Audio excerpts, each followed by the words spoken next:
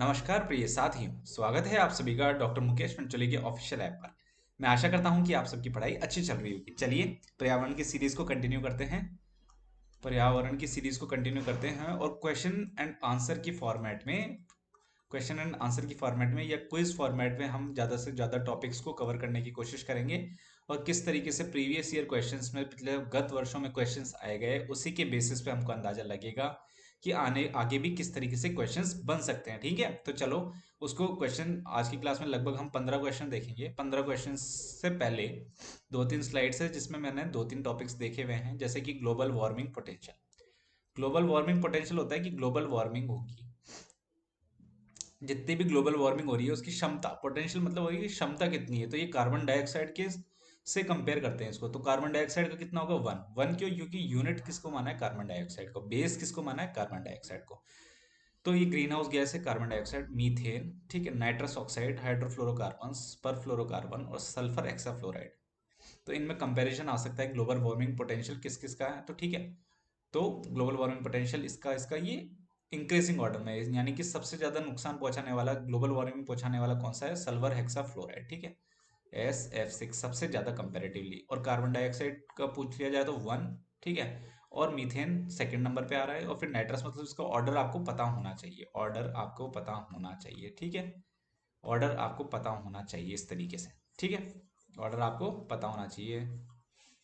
चलो second number के question, second number भी देख लो एक बार।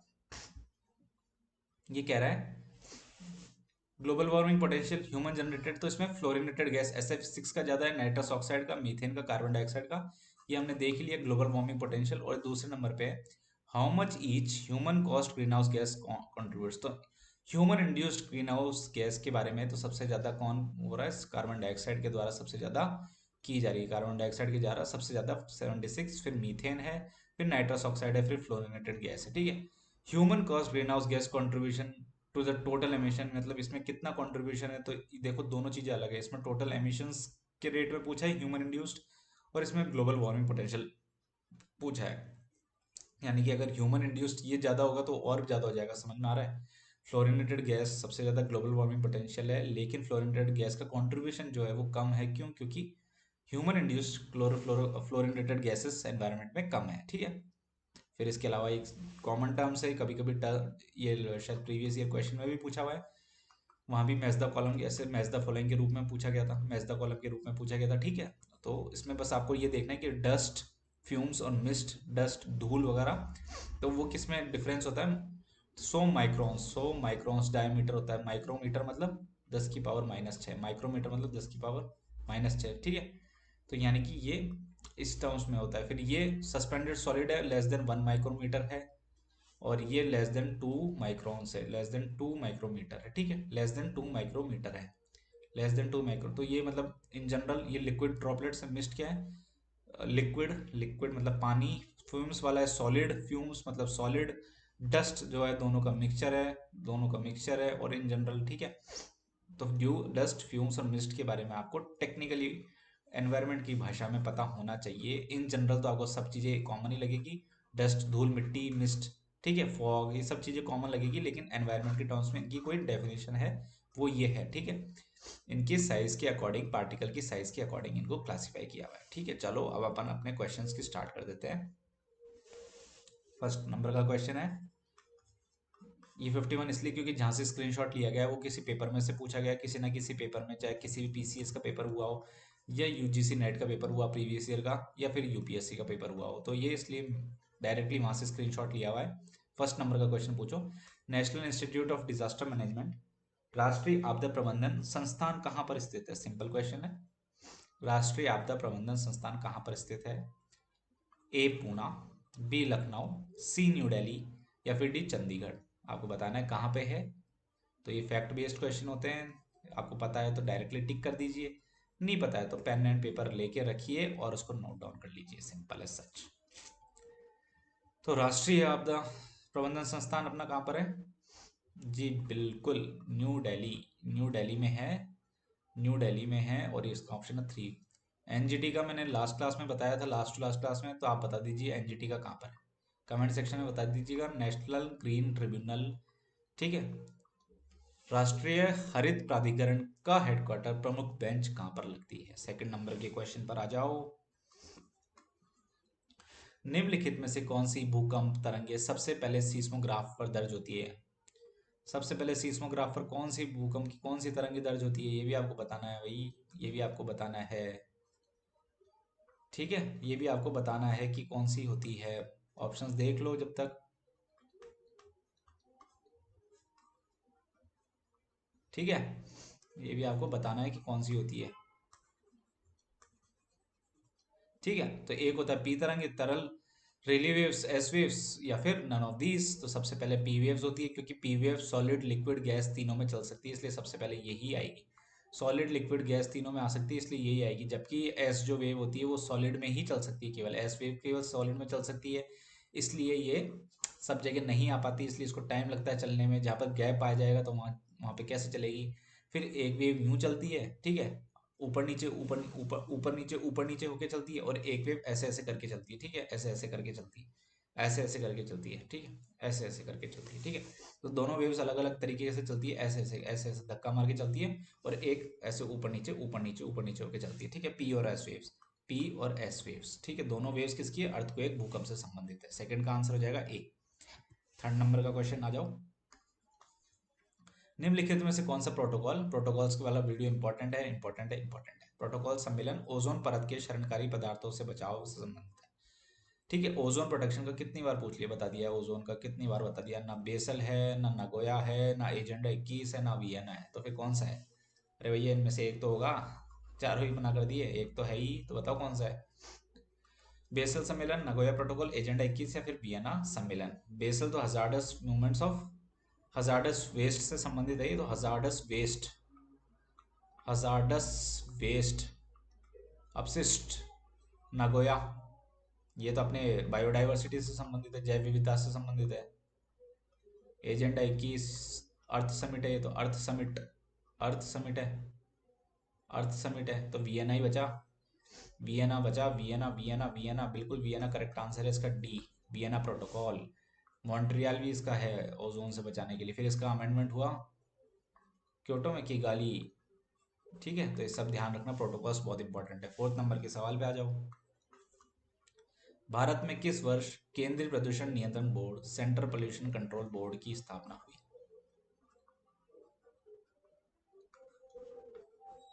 शादियों का सीजन चल रहा है, यहाँ भी डिस्टरबेंस है, ठीक है, थोड़ा सा बियर कर लेना इसको। Central pollution control board, CPCB, 1974, 1976, 1978, 1981। CPCB का फैक्ट बेस्ड क्वेश्चन है, डायरेक्टली आपको पता होगा तो 1974। ये ईयर प्रोजेक्ट टाइगर वाला वीडियो मैंने लिया, प्रोजेक्ट एलिफेंट, ठीक है, प्रोजेक्ट क्रोकोडाइल, प्रोजेक्ट हंगुल, इस तरीके के प्रोजेक्ट्स जो है, या wild life protection act, environment protection act, ये सब ईयर जो है कि इंपॉर्टेंट हो जाते हैं। एनजीटी का 18 अक्टूबर 2010, इस चीज़ को ध्यान रखिए। फोर्थ का आंसर ए है। फिफ्थ का आंसर आराम से करिएगा, सिंपल क्वेश्चन है।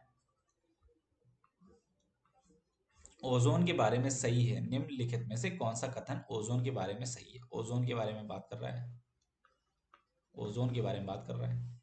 ये 3 ऑक्सीजन परमाणुओं से मिलकर बनी है, O3, करेक्ट है, ये तो दिख रहा है करेक्ट है। इसका रंग हल्का नीला होता है, पता नहीं। इसकी मोटाई रैम में मापी जाती है, पता नहीं। ये शोभ मंडल एवं समताप मंडल दोनों में पाई जाती है, पता नहीं। तो अब सर इसको कैसे अटेम्प्ट करें?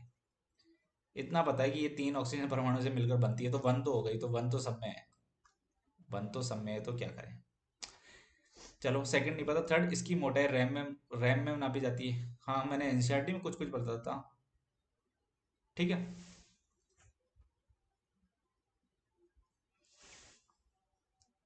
ठीक है, एनसीईआरटी में मैंने क्या पढ़ा था कि डॉप्सन यूनिट में नापी जाती है, डॉप्सन में नापी जाती है, डॉप्सन में नापी जाती है, तो रैम में तो नहीं नापी जाती। तो थर्ड वाला तो गलत हो गया। पूछा मेरे को सही है, तो थर्ड वाला तो गलत होते ही ये तो कटो, इसको तो काटो। थर्ड वाला गलत होते ही ये भी काटो। अब बचा 50-50, तो सेकंड भी करेक्ट है, इसका रंग हल्का नीला होता है, तो ये ऑटोमेटिकली करेक्ट हो गया। क्यों? क्योंकि दोनों में ही सेकंड है। अब बचा फोर्थ, ये शोभ मंडल एवं समताप मंडल दोनों में पाई जाती है, तो दोनों में पाई जाती है कि ये ओजोन, दोनों में कहाँ से पाई जाएगी? तो केवल स्ट्रेटोस्फीयर में पाई जाती है, स्ट्रेटोस्फीयर में ही पाई जाती है ओजोन। Ionisation, stratosphere. ठीक है, ठीक है। तो ये यहाँ पे नहीं पाई जाती, इसलिए इसका आंसर गलत हो जाएगा और करेक्ट आंसर आ जाएगा ए, 1 और 2 ओनली, क्योंकि फोर्थ भी गलत हो गया। तो इस तरीके से हार्ड क्वेश्चन को भी आराम से धैर्य से अटेम्प्ट करोगे तो क्वेश्चन करेक्ट हो जाएगा। छठे क्वेश्चन पर आ जाओ, 6 नंबर के क्वेश्चन पे आ जाओ। अर्थ समिट जो अभी अपन ने बात करी थी, एजेंडा 21, उसको क्या बोल सकते हैं और क्या बोलते थे एजेंडा 21 को? पर्यावरण ह्रास पर विशेष आयोग, संयुक्त राष्ट्र सतत विकास सम्मेलन, संयुक्त राष्ट्र मानव पर्यावरण सम्मेलन, संयुक्त राष्ट्र पर्यावरण और विकास सम्मेलन, world commission on environment degradation, United Nations conference on sustainable development, United Nations conference on human environment. इन सबके नाम है अलग अलग। United Nations conference on environment and development, ठीक है। तो एजेंडा 21 को क्या नाम से दिया जाता है? इसका ऑप्शन करेक्ट है, इसका करेक्ट आंसर होगा D, United Nations conference on environment and development, UNCED. Agenda 21 Rio de Janeiro में हुआ था 1992। ठीक है, United Nations conference on environment and development, संयुक्त राष्ट्र पर्यावरण और विकास सम्मेलन। नहीं पता हो तो ध्यान रखो, देखो इस तरीके से कंफ्यूजिंग करने वाले ऑप्शंस भी आते हैं, ठीक है। अब आपको पता होगा लेकिन ऑप्शन से कंफ्यूज हो गए होंगे। चलो 7वें नंबर का क्वेश्चन है, वेरी इजी क्वेश्चन है, बेसिक क्वेश्चन है। बेसिक क्वेश्चन गलत नहीं होना चाहिए। इकोलॉजिकल लेवल लोअर से हायर की तरफ जमाना है, ठीक है। पारिस्थितिक स्तर को निचले से उचले स्तर की ओर सही अनुक्रम में सही में अरेंज करिए, ठीक है। थोड़ा सा टाइम दे देता हूँ, आराम से सोच लीजिए इनको। समुदाय, समष्टि, जीवों, पारिस्थितिक तंत्र, इनको अरेंज कर लो,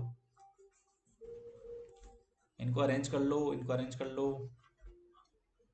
ज़्यादा टाइम नहीं दूंगा, 10-15 सेकंड ही दूंगा।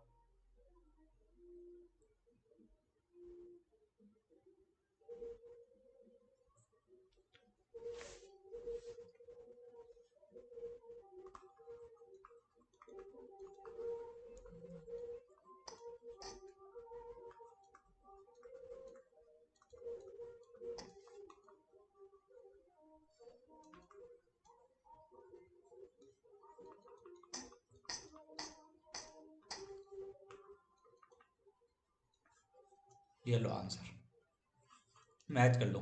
सबसे पहले एक इंडिविजुअल होगा, फिर वो मिलजुल के पॉपुलेशन बनाएंगे, फिर 2-4 मिलके बाकी स्पीशीज से मिलके कम्युनिटी बनाएंगे, वो इकोसिस्टम का निर्माण करेंगे और वो बायोम का निर्माण करेंगे, ठीक है। तो इंडिविजुअल वाला आंसर कौन सा हो गया? इंडिविजुअल तो अपने ऑप्शन में नहीं है, पॉपुलेशन से स्टार्ट होगा। पॉपुलेशन से कौन कौन सा ऑप्शन स्टार्ट हो रहा है? एक तो समष्टि से, सेकेंड और फोर्थ, तो ये हो नहीं सकता, फर्स्ट हो नहीं सकता, इन दो को काटो। फिर समष्टि, फिर कम्युनिटी, तो इसका आंसर हो जाएगा ये वाला, फोर्थ। समष्टि, फिर समुदाय, फिर पारिस्थितिक तंत्र, फिर जीवों, ठीक है। Population, community, ecosystem, bio. ध्यान रखोगा, बेसिक सवाल है, एनसीईआरटी का सवाल है, गलत मत करना। ये इजी सवाल होते हैं, बस बेसिक होते हैं, इनको मत गलत कर देना, इनको मत गलत कर देना, इनको मत गलत कर देना। 8वें क्वेश्चन पे आ जाओ।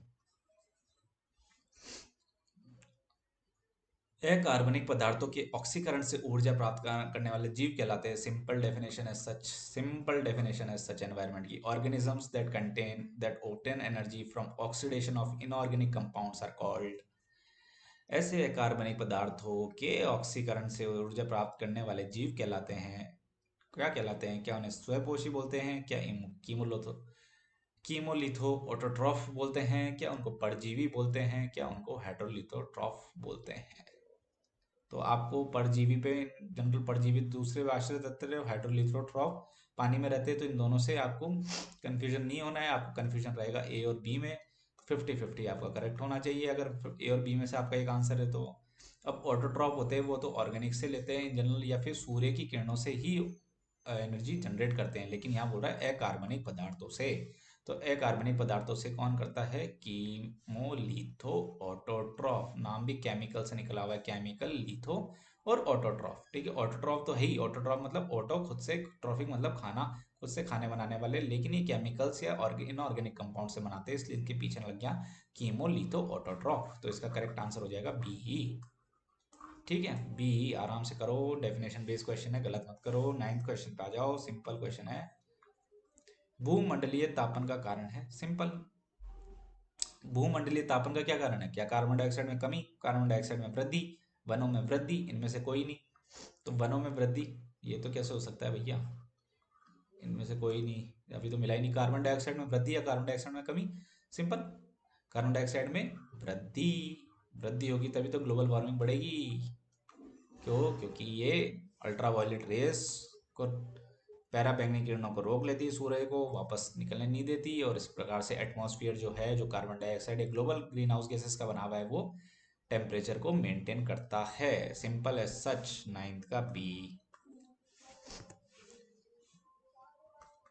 10th, जुगाली करने वाले पशु किस ग्रीन हाउस गैस को उत्पन्न करते हैं? जुगाली करने वाले पशु होते हैं वो कौन सी ग्रीन हाउस गैस निकालते हैं इन जनरल? क्या कार्बन डाइऑक्साइड, क्या जलवाष्प, water vapours, water vapour, methane, या फिर नाइट्रस ऑक्साइड, या फिर नाइट्रस ऑक्साइड, कौन से निकालते हैं ग्रीन हाउस गैस? जनरल गोबर गैस मान लो, फिर वहां से भी हिंट ले लो गोबर गैस से। ठीक है, तो फिर इतना तो मिल ही गया होगा हिंट अब तक, मीथेन। जी जी बिल्कुल करेक्ट है, जिन जिन का आंसर मीथेन है बिल्कुल करेक्ट है। 11वें नंबर के क्वेश्चन पर आ जाओ। लेकिन मैं क्या ही टाइम दूँ, फैक्ट बेस्ड क्वेश्चन है एकदम, इनमें कोई सोचना ही नहीं है, क्या टाइम दूँ इनमें? आता है तो आता है, नहीं आता है तो नहीं आता है, वेरी सिंपल। उत्तराखंड में मनाया जाने वाला हरेला पर्व किससे संबंधित है? उत्तराखंड में मनाया जाने वाला हरेला पर्व तो कहाँ मनाया जा रहा है ये? उत्तराखंड में। कहाँ मनाया जा रहा है? उत्तराखंड में। और हरेला पर्व कहाँ मनाया जाता है? उत्तराखंड में। खेजड़ी पर्व कहाँ मनाया जाता है? जोधपुर में। अमृता देवी बिश्नोई, खेजड़ी पर्व तो ये उत्तराखंड में मनाया जाने वाला हरेला पर्व जल संरक्षण से, पौधारोपण से, ओजोन संरक्षण से इनमें से कोई नहीं। ठीक है, इनमें से कोई नहीं, तो इनमें से कोई नहीं, नहीं इनमें से एक है आंसर, तो क्या आंसर है आप बताओ?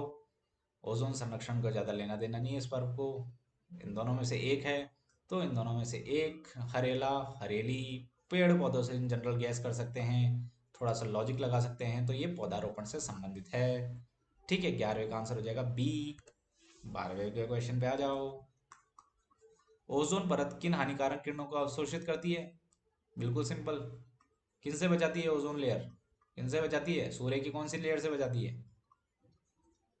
गामा किरणों से, पैराबैंगनी किरणों से, अल्ट्रावायलेट, एक्सरेज, या इनमें से कोई नहीं? None of these, none of the above, NOTA. ठीक है, तो क्या गामा से बचाती है कि अल्ट्रावायलेट से बचाती है कि एक्सरे से बचाती है, नोटा से बचाती है? इसमें एक इंफ्रारेड भी लिखना चाहिए था इनको, इंफ्रारेड। तो ये किससे बचाती है? ये बचाती है अपनी ultraviolet. Ultraviolet rays से ओजोन हमारे शरीर की रक्षा करती है। तो आप लोगों को पता है स्किन कैंसर वगैरह भी हो जाता है ऐसी जगह पर, ओजोन परत जहाँ कम हो जाती है, ओजोन होल होता है। ठीक है, तो लोग बाग जैसे जैसे कई जगह पर ओजोन कम होता है, वहाँ पे जो इसका सन बर्न होता है, सन बर्न से बचने के लिए सनस्क्रीन यूज करते हैं ना। वो क्रिकेटर में देखा होगा, तो वो कुछ कुछ क्रीम लगा के खेलते हैं, ठीक है, चेहरे पर कुछ कुछ क्रीम लगा के खेलते हैं, तो वो इन जनरल पैराबैंगनी किरणों से बचने के लिए, अल्ट्रावायलेट रेस से बचने के लिए ही यूज होता है। 12th का आंसर है बी। 13th क्वेश्चन आ जाओ, सिंपल क्वेश्चन। अब एनवायरनमेंट का क्वेश्चन देखो, एनवायरनमेंट के क्वेश्चन सिंपल लग रहे होंगे। ठीक है, अगर आपने प्रीवियस 15-20 से एक लेक्चर मेरे हो चुके हैं, शायद 18-19 लेक्चर हो गए सिर्फ, अगर इतने भी लेक्चर देखे होंगे ना 20 से 25 मिनट के, तो अब आपको बहुत ईजी लग रहे होंगे ये क्वेश्चन, से सब आ चुके हैं, रिपीट हो रहे हैं। भारतीय जलीय निकायों में से एक परेशानी घास के रूप में प्रदूषण निकलने के लिए एक जलीय पौधे को अमेरिका से पेश किया गया, इसका नाम क्या है? फैक्ट बेसिस पे थोड़ा करंट में रहा होगा, जिस टाइम ये सवाल पूछा गया होगा उस टाइम ये न्यूज़ में रहा होगा। ठीक है, एक परेशानी गैस मतलब एक गलत तरीके की गैस, या वीड मान लो, इस तरीके से वीड होती है ना, खरपतवार टाइप जो साथ में उगती है, जो परेशान करती है, बाकी पेड़ों की ग्रोथ को रोकती है। प्रदूषण निकलने के लिए एक जलीय पौधे का अमेरिका में पेश किया था, उसका नाम था एगियोल्स। एगियोल्स, ठीक है, डायरेक्टली आप तो याद रखो, दोबारा क्वेश्चन आ जाए कहीं पे तो आप तो टिक कर देना बी।